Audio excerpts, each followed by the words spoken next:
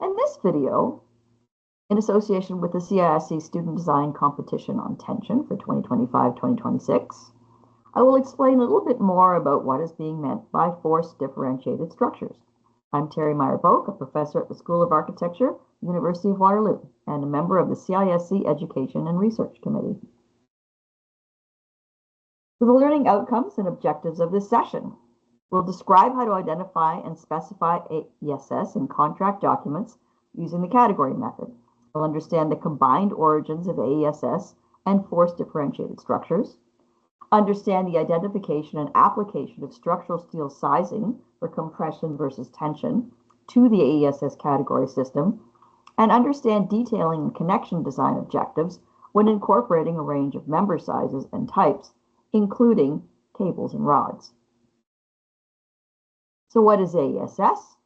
Architecturally exposed structural steel is steel that has been purposely left exposed. It has to fulfill structural functions, and it's normally part of the architectural aesthetic of the space. It requires detailing, finish, and handling that has more attention and care than regular structural steel, and it will invariably add to the cost of the contract.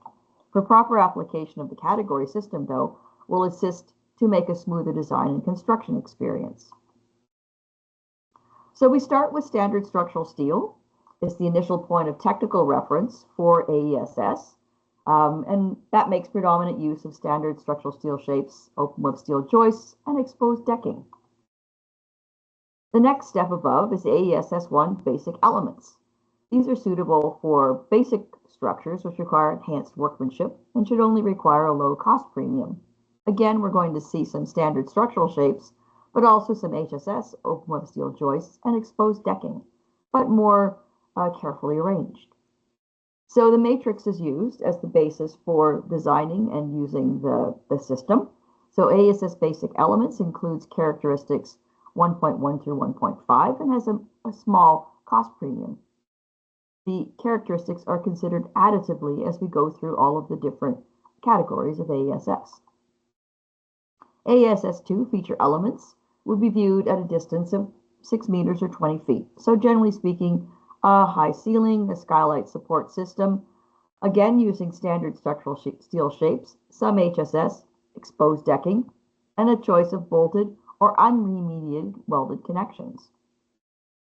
AESS 2 uses the characteristics of AESS 1, but also adds visual samples and tighter tolerances, and uniform and smooth welds, but no weld grinding. AESS 3 feature elements are viewed closer than 6 meters or 20 feet. So these would be elements that you're going to be able to see close up. You want to see the art of metalworking, should be generally smooth. Weld grinding is permitted but not encouraged. You'll see a lot more HSS over standard structural shapes, some curvature in the members, and more welded than bolted connections.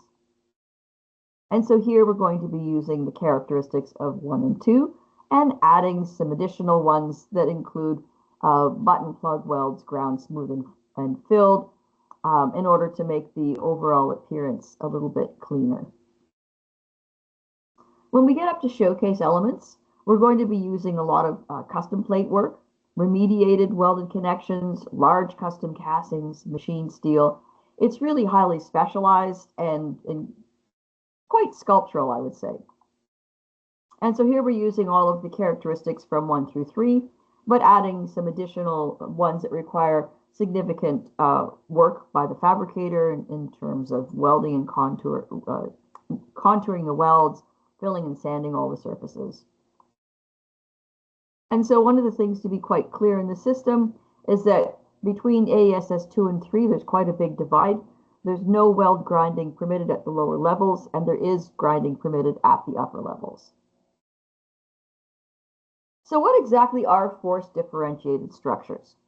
These are structural steel systems that use thin section types to express tensile members, thick section types to express compressive members, vary connection types to suit the forces, and show a clear understanding of the stresses on the members. They're able to tell a story about the forces that are working through the project, and they require improved structural knowledge. So in the image on the left, we can see very fat members for the mass system and very thin members which are used to suspend a structure below. So what's the project that made me think about force differentiation? Because this is an unusual term and one that's not commonly used. So the heaviness of that arched building at Leyte Falls really contrasts greatly with that hanging canopy. And if we look at that canopy in detail, we can see that they are using thicker members to push that fabric into place and thinner members in order to make some pretty interesting trusses. So on the top side, we can clearly see which are going to be the compression members because they're thicker, and the tension members holding the entire system into place. And on the underside of the canopy, again, we can see how all of the forces that are pushing and pulling on that fabric are giving it a curvature that otherwise would not be possible if we were simply looking at a stretched fabric canopy. So I would say the origins of force differentiation were in high-tech architecture. If you look at the picture at the top left, which is a National Gallery in Berlin designed by Mies van der Rohe, you can see the use of regular, more heavy structural sections, and his projects were generally fairly compressive looking or heavy in nature, and he really avoided the use of tensile members altogether. Whereas when we see the high-tech architecture of the Pompidou Center by Piano and Rogers, you can clearly see a high level of use of cross bracing because the structure itself is extraordinarily light and therefore needs that cross bracing on a regular basis in the structure in order to make it stable. So on the left, we're seeing a very heavy structure that is using its stronger connections and larger members for its stiffness. And on the right, a much lighter structure that requires the use of tensile members in order to give it stability. And also is very much part of the high-tech architecture is expressing the connection detailing. So the tensile connections have different kinds of components. The end connection is usually a clevis member, and it has to be tightened. So it has to be installed loose, otherwise it can't be installed at all. And there will be a turnbuckle along its span normally in order to tighten it up to a point of tautness so that it's functioning properly after it is installed. You can tighten some things with bolts if it's used in conjunction with the sort of a central X connection. And I'll show images of those later. Two types of members are used for tensile connections. Tensile members, either a cable, which would be a galvanized or stainless steel as a function of your aesthetic requirements, or if it's outside, probably stainless steel for corrosion resistance. If you're using a galvanized steel, it can be encased in sheathing, like a plastic sheathing for weather protection. And the cables can be extremely long because they come on a spool. They can be long enough to span across a river without a splice. Rods are solid steel, and these are limited in length that would have to be transported on a flatbed truck to the site, and you generally do not want to splice them, although when you're putting a turnbuckle in to do the tightening, that can provide you with a splice point in the middle of the rod. So this is an example of clevises. On the left, we have the Pompidou Center, where Piano and Rogers had to invent the kind of connections that were being used on the project. These really didn't exist before that time. And although we see a lot of Richard Rogers projects using something quite similar today, now we have clevises that are manufactured that you can pick from a catalog that have standard sizes and different kinds of connection possibilities. The ones on the left are attaching by welding to the rods, whereas the clevises we have nowadays can be connected to cables using a method called swaging, in which case they take a fitting that goes around the cable, and with really, really, really high pressure, they kind of fuse the two elements together. So cables or rods, which ones you're going to pick? For purely axially loaded tension members, there's a choice. You can use one or the other. Sometimes it's going to depend on the aesthetics, and sometimes it depends on the application. So for suspension bridges or places where it would be expected that the cable would be resting in a curvature, then you would be using a cable because it's flexible and not a rod. The thing with tensile members is that they are sized according to their cross-sectional area. This is how they can be so thin. And so that's why when you understand how the forces are working in a structure, you can size the ones that are in tension very slender because they never have to be subjected to buckling. The end connectors are normally clevis type, and you all usually have to include the ability to tighten those members. And I mentioned before, we need to be concerned with weatherproofing on the outside of the member if it's going to be exposed to corrosive forces. So again, are you going to pick a cable or a rod? Cables can be extremely long and are used where length's an issue. Rods are limited by shipping lengths and are not spliced except where the turnbuckle might fit onto the construction. If the intended is in situ, one of suspension, then it's cable. But for X bracing, we usually use rods as they will be stiffer when being installed. So the photograph on the bottom is showing you a fabricator's installation of some parallel rods that are on the INMAS Center, which is by Richard Rogers. And here you can see they have a large device that is attached to the 3 rods, which is keeping them stiff. So when they are installing them on the site, they can be easily bolted in at the bottom and bolted in at the top without having to individually install them and risk them deforming due to their own self-weight. So here we can see the installation of some hanging walkways at the Vancouver International Airport. Here they use solid rods with turnbuckles for tightening, and there's some close-up views of those turnbuckles. And again, that would be, in this case, they're splicing them to the clevis end and then the rod piece in the middle. And you can see on the upper right that as they're going in, they are actually kind of slack. They have a bit of deflection in them until they're tightened up. So the topics I'll look at in the presentation are the types of force differentiated applications. We'll look at simple cross bracing applications, some suspension structures, mast and cable support systems, generally some force differentiated structures that are a bit different, some trusses and tensegrity ones, and some more innovative use of tension members to create really large roof spans. So cross bracing is one of the most commonly force differentiated methods in use. It's used to provide lateral load resistant in framed, usually orthogonal steel structures. Historically, it was a repressed system, but with the advent of the high-tech movement in the 1970s and 80s, it started to be used purposely to add aesthetic interest. You're likely going to be using it at an AESS 3 level as a result of the nature of the exposure of the overall AESS system, although you might see it as well in some AESS 2 as a bracing method. You've got a couple of choices here. There can be a crossover detail at the center of the system where the X crosses. There's an end connection detail that needs to be worked out.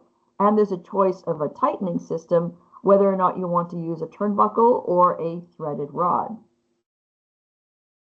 So here you can see another detail from the Pompidou Center, where they created a hub out of a slice of HSS tube. There's a cover plate that you can see on the right, which is covering the hollow. And these are simply connected without a turnbuckle with a bolted connection that happens on the inside of that tube. And then there's a simple cover plate that's put on top of that. So that would be an end connection. This is a midpoint connection where they have fabricated kind of a donut ring out of a tube that has a plate surrounding it, again with other sections of tubes to which through the galvanized rods thread, and then they're bolted in the interior to tighten them. These are some different center plate details. Again, you can see the one on the right, quite clearly there's some threading that's exposed. So these are threaded connections that are threaded into the clevises, and they've made quite an artful centerpiece for the crossover, whereas the ones at the top left also are connected at the centerpiece, but are connected into a square plate. And you can lightly see that there's some turnbuckles that are at the midpoint along the diagonal tension members. This is the Burj Al Arab in Dubai, and here they want to visually suppress that center plate. So they've made it kind of butterfly shape so that when you see it from a distance, it's intended to kind of blend into the rod connections, but also it allows for the rods to be a bit shorter because they can be connected at the center point. This cross bracing is used to stabilize the primary column frame. The trusses that span between the bays are also using rods for their tension members, and I would assess this at about an AESS 3. So have a look at the large X bracing at the end. Again, you can see that the system is really light, and hence the need for this cross bracing. So what they've done here to make the bracing appear even lighter in appearance, they've doubled up the system. And as I said, the amount of cross-sectional diameter directly is proportional to the amount of tension, so that if you have 2 rods instead of 1, you can make them again half as large. And so that makes everything look lighter.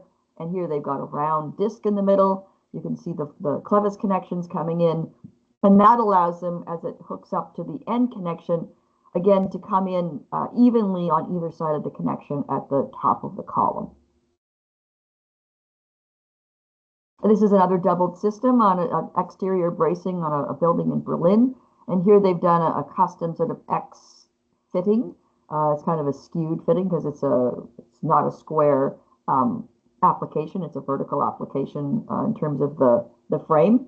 But here they've got a doubled up system again, and that would have been made out of a piece of cut custom steel plate. This is the New York Times building in New York by Renzo Piano. And again, here they've used a doubling, although they are not using any connection at the center. They're simply having the rods pass by each other and then twisting the end detail so that the pair of rods that are going from top left to bottom right are facing us, and then the ones that are going from the bottom left to the top right are perpendicular, so they can slide past each other. So suspension systems, these are very typical for bridge designs, and they're used wherever you're creating hanging support, which is always in tension.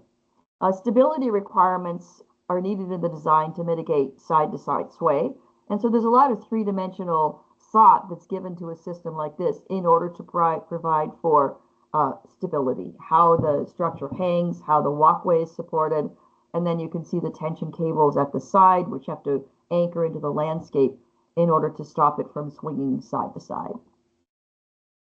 The Reichstag Dome in Berlin has a spiral walkway that's made from a thin band-like structure of steel plate, and it is suspended from the curved ribs of the structure.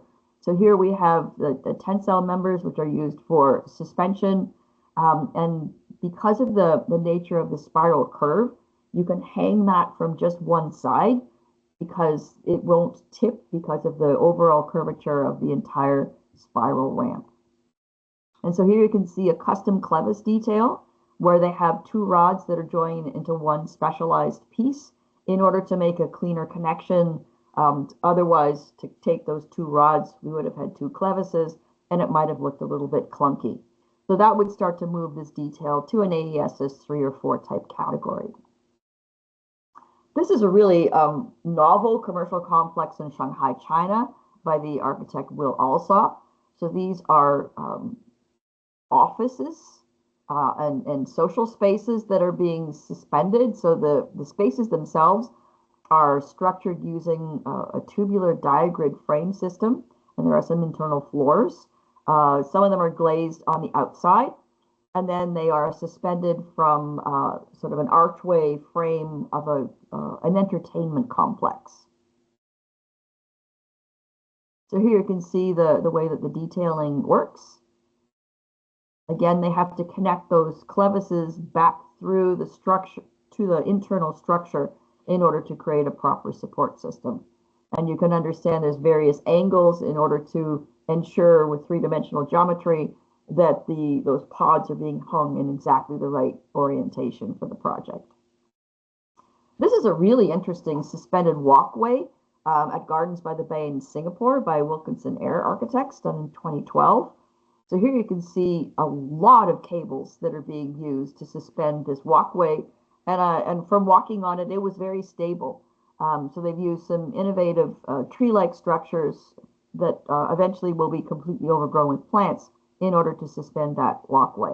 So again, when you are suspending things, you have to really think about stability, because we don't want to make a swing. We want to make things so that they're not swinging from side to side, because that would make the public feel uncomfortable.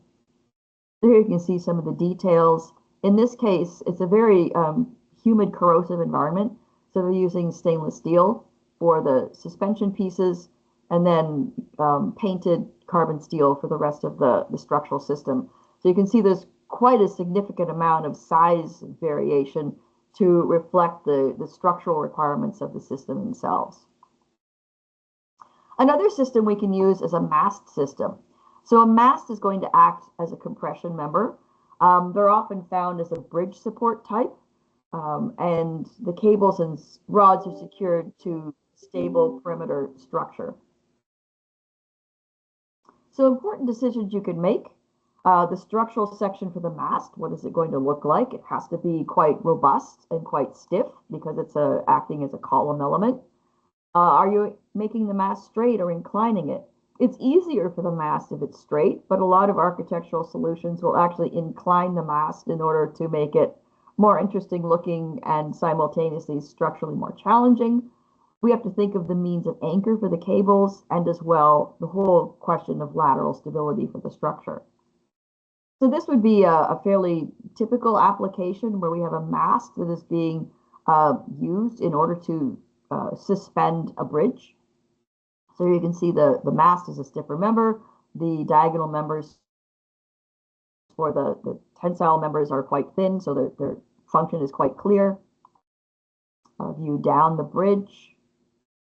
The pickup points of the rods that are the suspension rods don't necessarily have to be evenly distributed, and so that's something that you can work with in your design in order to make sure that the pickup points are in a good spot in order to pick up the overall bridge structure. Here are some close-up details of the structure. Now, I'm not going to lie, the welding in the middle is a bit of a mess, and so that would be something that I wouldn't like to see on a structure. They should have aligned the welds, and some weld remediation might have been called for. You can see the way that they're stabilizing the base of the mast with some pins coming out the side, and it's bolted down to the support system. And then in order to receive all of the many clevises that come to the top of the mast, you can see they've used a fan-like plate structure in order to spread out those attachments. And here you can see again at the base of those rods, how they are distributed at the base, and then have the steel structure that's blue has to be bolted down here to a relatively firm concrete foundation. This is a bridge in London, UK, and again you can see the design of the fan structure that's a plate at the top of the mast, and trying to figure out how to arrange all of those many clevises so that they have enough space has resulted in a rather uneven support system of the bridge itself. So the design priority here was to make the fan beautifully done and have the support points for the bridge varied in terms of their location. This is a really complicated mast and cable system. This is the Munich Olympic Stadium by Gunter Benisch and Frei Otto, done in 1972. And so this was a very novel project at the time. They were doing some pretty cutting edge from scratch construction details, because nothing had been constructed like this before.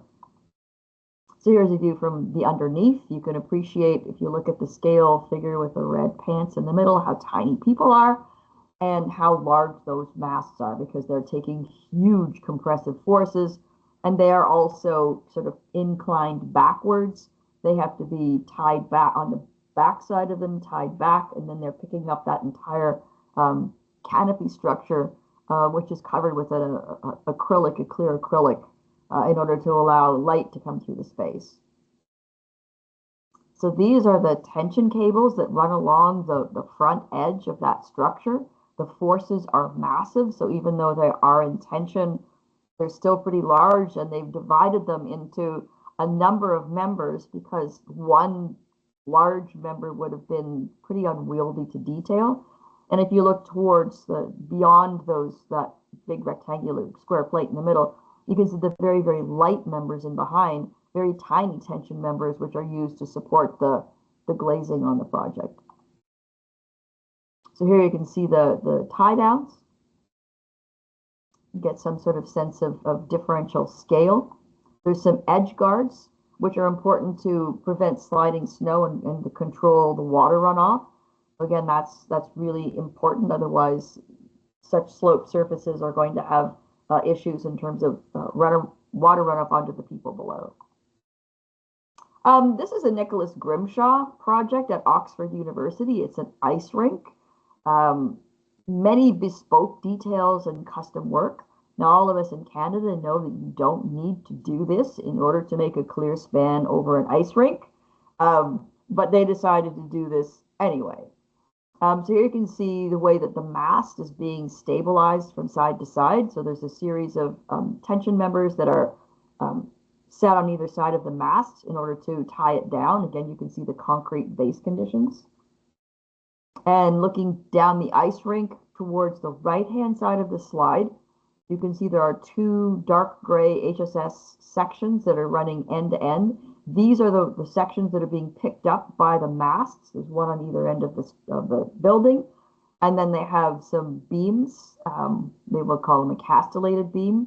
They have the little circles in them that are cutouts that are giving you a clear span across half the ice. And then here it's a very simple corrugated decking because they don't have any snow loads there to be concerned about that are spanning from beam to beam. So they're getting rid of a secondary structural system in that case. So here you can see the detail where there are some diagonal tension members that come from the masts that have to penetrate through the roof, be properly weather sealed so there's no leakage, and they are coming in to pick up the two HSS tubes that are running end to end of the rink. Here's a view of the backside of the building. Sadly, it was in pretty rough shape when I visited it, but nonetheless, it was still standing. Here you can see some of the details. Again, all of this, we would call it bespoke, custom fabrication. They're not using really expensive members. The vertical shaft is a round HSS tube. The ones running the length of the ice ring are rectangular HSS tubes. And then there's a lot of plate details, but you can see all of the tension members that are used to stabilize the structure. So that's a view looking up through the parallel HSS tubes that run end to end the rink of the custom steel section that is made to terminate the tension members. If you look at the left-hand slide, the image on the slide, there's another sort of truss-like structure that runs up the mast in order to stop it from buckling. So it's almost a vertical truss. And then the top of the mast, because they have to terminate so many different rods, they had a whole series of sort of U-shaped plate members in order to create the end conditions for that termination. And then, of course, a lightning rod at the top. The tie downs at the base. So pretty interesting series of details. I'd say this is a pretty inspirational project for me. Sadly, not in best shape. One of my favorite structures is the glass and fabric tension supported roof at the Sony Center in Berlin by Helmut Jahn. And so this is an inverted mast system. So the other masts I showed you had secured on the ground, and so they took their forces by gravity into the ground. This one is suspended. So here's a closer view of the cone, which is the mast that's going up the middle of it, that's suspending this sort of glass and fabric roof. And from the interior, you can see that trussed cone terminates in some solid steel and an end condition. And so, in fact, the entire mast is suspended midair, and all of the tension members are tying back to those triangular truss members that are sitting atop the office buildings that surround sort of an open courtyard below. So that's a view of the mast, which in this case is a truss that's taking compression forces. They're all fabricated from straight members, even though it looks curved from a distance. It really simplifies the construction and saves some cost. And this is the beautiful detail at the base that shows the way all of the forces are working. I must say this is one of my very favorite details because it is so descriptive, and so I will explain it to you. So we have all of the tension rods that are terminating in clevises. The tension members are very, very thin because they're taking the force directly through their diameter. But when it comes to connecting to the plate, there's a bolt that goes through that has to go through the plate and resist pull through of the end of the plate. And so the plate has to be thickened, but the whole plate doesn't need to be thickened. Otherwise, that triangular trapezoidal connection piece would be kind of hefty looking and a bit ugly. So they taper that plate to become a thin plate, but then widen it out because that plate has to get welded to the shaft. And so they need to have enough linear dimension for the weld in order to resist the force. So the force of that weld is equal to the force of the bolt going through the plate is equal to the force that's going up the tension member. And so that hole that you see in that exposed plate is there so that somebody can get a wrench through in order to tighten the connection in behind. So that is why all of these are staggered, and this would have to be made sequentially in the shop to make sure that one plate is put on and then the next one goes in front so they can still get through in order to make that attachment. The little pointy cone on the bottom is decorative. This is a suspended mast system that's sort of used like an umbrella structure. This is at La Défense in Paris shopping mall. And so here you can see that the mast coming down to the middle in the distance. We've got a tipped flat roof for drainage. You can see the way that we have like an umbrella structure. We've got the tensile members that are coming from the edge condition of that roof to the center, and a radial system of simple wide flange beams that are coming to the top. And my best Photoshop showing what that looks like going all the way to the bottom. So it's going up 3 stories of a shopping mall. It's on an angle. It doesn't hit the floor. And so it's being forced into compression, but the tensile members that are tying it back to the various floors in order to keep it in that skewed position. So let's look at some innovative trusses. The truss form provides us with a clear and potentially simple means to apply force differentiation. Basic trusses have only axial forces, and that's the whole idea behind a truss. You're never supposed to be loading directly on the member. You're only supposed to be applying loads to the connections or the panel points. So the simple application of heavier members for compression loaded elements and rods and cables for tensile elements is possible to do. Sometimes an adaptation of a 3-pinned arch, moving the tensile connector from below the floor to in the air, is one of the ways to make it a differently expressed member. Is used as well with other structural materials such as concrete or timber. So sometimes we will use steel connections with timber trusses as well. So this is an arch 3D truss in Portugal.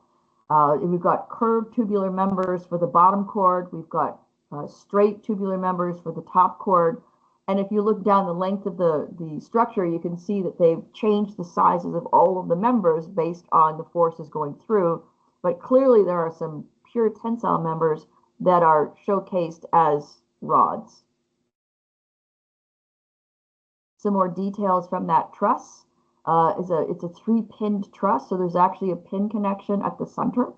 And that's something important to note, that clevises and those sorts of end connections must be designed to allow for rotation. That is the way that they are installed. And so therefore you would never have more than one bolt or one connection going through that point. They also manufacture really beautiful stainless steel connectors, which you can see used here, that have a special sort of Allen key type tightening mechanism so that we can have something that looks a lot cleaner than a standard nut and bolt. This is the Shanghai Pudong International Airport Terminal 2. It has curved arch members that are using some lightweight trusses in order to increase the span. So there's a curvature of the members coming down to the base condition on the right. But when we look at the roof itself, you can see that in order to support the arch, and in order to provide these sort of lens-like openings for the skylights above, they're using lighter members, which are all basically a compressive truss. This is at Dulles Airport in Washington. So they've used a concrete beam as the top chord of the truss, and a steel strut going down the middle, and cables that's slinging across from side to side in order to basically allow this concrete member to be fully wide, but the steel is actually pushing it up in the middle in order to allow it to make the span without being significantly heavier. Again, it's a nice detail at the end connection at the bottom left, whereby where the clevis is going through and the steel needs to be thickened up, they put what I call a donut plate in behind in order to make the steel thicker, so that the entire steel fin does not also have to be thicker. This is at Toronto Pearson Airport, a very similar kind of structure as from the one at Dulles, except this one is using a steel wide flange section, which is a curved section that's going across the width of the departure lounge, with a compressive strut coming up the middle, and then tension members that are parallel tension members going across the bottom. Here, just a very clean kind of tubular connection, which is just allowing the cables to kind of cut into two grooves and to keep them aligned as they go across the space. So they're not positively connected, they are there by force. This is the Art Gallery of Chicago by Renzo Piano, a very simple skylight support. They've got rectangular HSS members for the top chord. The verticals are round pipes, which are in compression. They're pretty thin, but they still are in compression. And then the base of the truss, the bottom members, are cables. And then also cables running from side to side, because there would be a tendency for this whole system to deflect laterally because of loads. And so the whole thing is kind of tied together. So there you can see again, trying to design the end connections to make sure that there's room for all of the clevis connections, which attach through plates, and the plates then are welded to the vertical shaft. This one also has to accommodate electricity, which is running down through that center member to feed the electricity into the lights. This is another one by Charles Correa at an academic building at MIT. Very similar idea, where we have the compression member at the top supporting the skylight. It looks very light, but it is a compression member. There's a vertical post, which is in compression, which is a round HSS member. And then they're using stainless steel to create the tension members at the bottom. And so that's a close-up of the connection between the vertical tube, which resolves itself into a solid square piece of steel welded, two plates, and then the tension members coming through to the side. Again, with some tightening that is permitted, and those would be swaged type connections. This is Pudong Terminal 1 in Shanghai. This is a really interesting truss-like system, which is comprised of compression members, which would be the white round pipes you're seeing, and the top chord is hidden above the sort of blue ceiling. I'll show you a closer up detail after. There's no triangulation involved in these members. So you can see, looking up at the ceiling, that the pipes are going through little square holes where the top structural member is hidden below the drop ceiling. But what I found really interesting was the connection that was made between the rod and the pipe column, the pipe member, where they simply cut a groove in. They have a machined steel ball that those members thread to, and the whole thing ties together that way. I thought that was a really innovative custom connection. In the parking area outside the terminal, you can get a better view of what the top connection looks like that would be sitting above the suspended roof level. So here you can see that those members which are connecting through the round white pipes that are acting in compression are simply bolted through to a plate at the top to permit some rotation while they are doing the installation. But once everything is tightened up, then there's no movement in the structure. This is a pretty roof at an atrium space at Canary Wharf in London. So again, it's a glazed roof. It's got sort of a star-shaped structural pattern. Again, this is London, so we're not anticipating any snow loads. You can see that they've changed the overall depth of the sort of T-section top chord members. They get thicker at the middle and thinner at the outside edge, again, because the moment is going to be bigger in the middle. And that's a view of the center, the connection between all of the rods into a custom fitting that sits at the bottom of the center of the roof. This is a Sydney Olympic Park Aquatic Center, done in 1994. So again, it's some pretty simple early AESS applications, but again, clearly force differentiation in terms of the selection of the thicker members, tubular members that are carrying compressive forces, and then the diagonal members, which are rods or cables with clevis and connections, which are used for stabilizing the system. This is a engineering headquarters in Vancouver by Peter Busby and Associates. Has a really pretty shading system on the outside. This is also in a seismic area. And so this would be the interior of that office space where they've got some very, very light square tubular members for the top chord of that truss, which is supporting the corrugated decking, but a really innovative end connecting detail at the center where the rods come into quite a custom fabricated piece. So again, they're using a round tube for the vertical post that's in compression.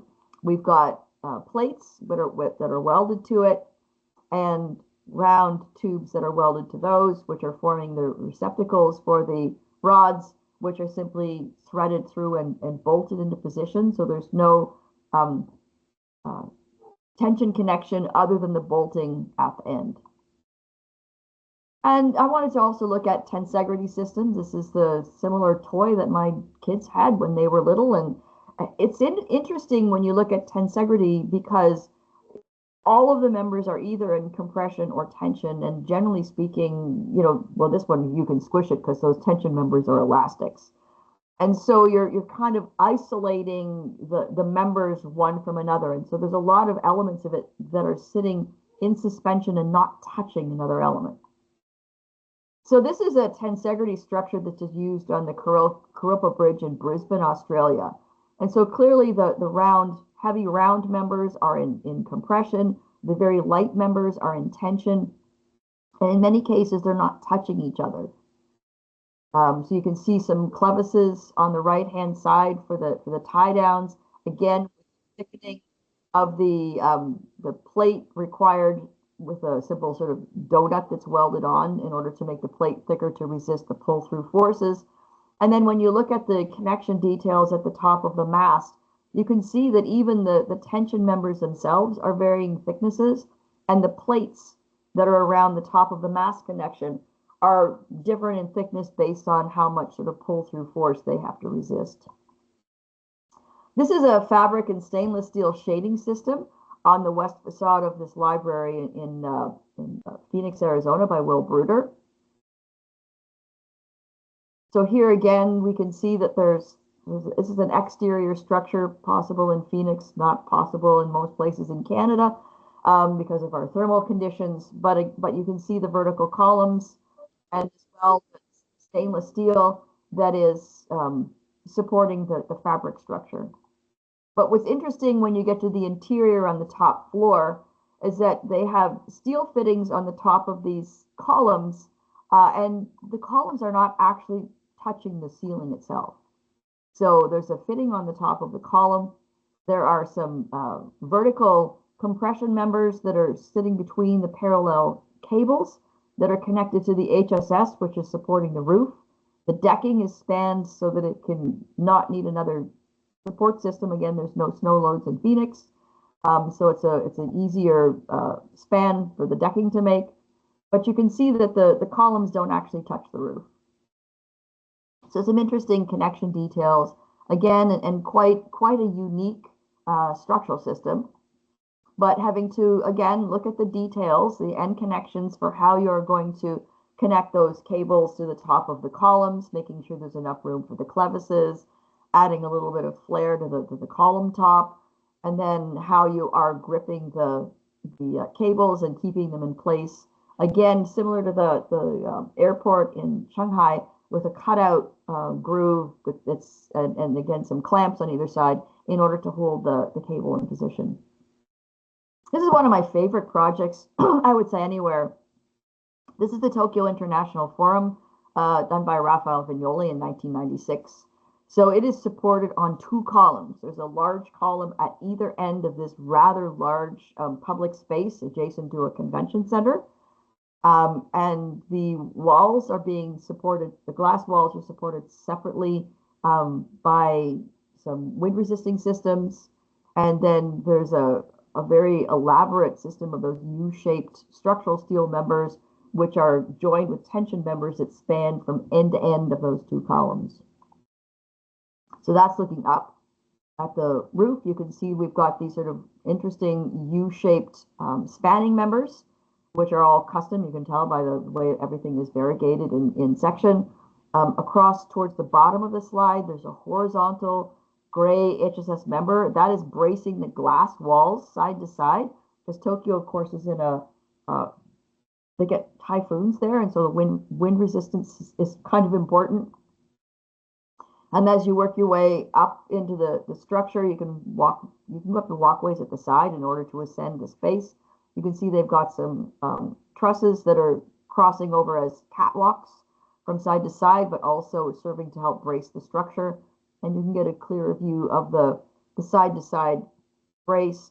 Again, much like the mast at the Grimshaw Ice Rink, where we've got the tube that's going straight across, and then we've got some outriggers with some tension members in order to make it stiffer so that it can resist buckling. These are the wind braces that are going up the walls at the side. Again, the side walls are not supporting the roof at all, but a really beautiful system of the steel that's going sort of a square HSS that's going adjacent to the glazing system. And then we've got these sort of horizontal struts that are coming out. So the next slide. Here you can see, again, we've got these little pin connections on either side and clamping mechanisms that are holding the cables in place. Again, the cables that are going vertically up towards the left-hand side of the image are much thinner. And a lot of thought has been given to the creation of these members. I think it's really beautifully detailed. And a closer view of the piece that's going across to cross brace the entire length of the structure. And some of the custom end connection details for that. Again, quite a heroic effort in terms of steel fabrication here. And a view of the outside of the structure at night. And so we're doing all sorts of things when we're looking at force differentiated structures. We're trying to make things maybe look elegant. Matching the members to their forces can promote the sense of elegance as the natural heaviness of compressive steel members is lessened. So this is again the same bridge where they've got varying member sizes and really clean connection details. I would say that this would be probably, in terms of the sanding and finishing and filling, that it would be an AESS 4 type project. And then you can start to get playful. Standard truss on the left tends towards uniformly sized members to simplify connection design, whereas a force differentiated truss employs more playful connection design and modifies your member choices to suit the loads. And even though that's wood, you can imagine those pieces of wood could easily be done in steel in the same way. So I hope that gives you a good idea of what's being intended by the competition in terms of force differentiated structures. And there's a lot that one can do beyond creating traditional bridge types in terms of applying these to your projects. And I wish you the best of luck on the competition. Thank you.